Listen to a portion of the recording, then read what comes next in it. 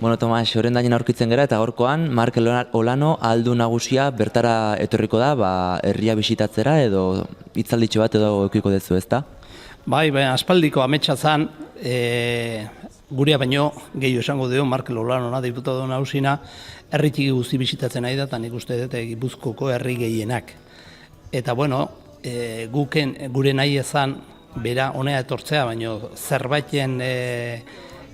nahi gendun aldez aurretik udaletxe eta foru aldundutik konpromisio batzuk. Orduan bat zanik esan nion ez etortzeko honea, eskolapioko etxea bota arte. Eta urte bukaeran justu inoxenten urrungo unen bota zuen, eta orduan abisatu nion nahi zuenen etortzeko. Orduan 2-3 aldiz jarri du eguna, baina ezin izan du posible honea etorri eta gaurkoa itxura danez etorriko da.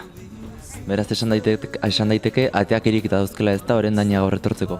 Atea beti irikita eduki ditu. Gertatzena, etxe horiek egiteko da bestelako, diru laguntza batzu behar genitun, horiek eman da zauden foru aldunditik, udaletxe beste parte bat jarri behartzon, eta hor gabitzen liskerretan eta tarten zauden komentu hori horregin behar zalako aktuazio guztik, horregatik izan da pixka bat luzatuta. Gainatzen oso kontentu gaude, oango foru aldundi honek, eukido sensibileo ikaragarri herri txiki bizi irauteko zenbat obra behar berrezko zienako diru laguntzak eta ekimena jarri ditulako.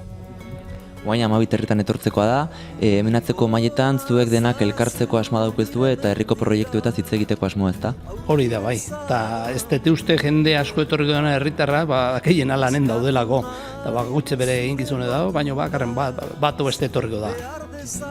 Eta hizketaldi honen ostean, hamaiketatxo bat ere egingo duzu, Bai, hamaiketatxo bat egingo dugu hemen, eta bazkari lege bat egin, eta bakutze bere lanetakon beharko dugu.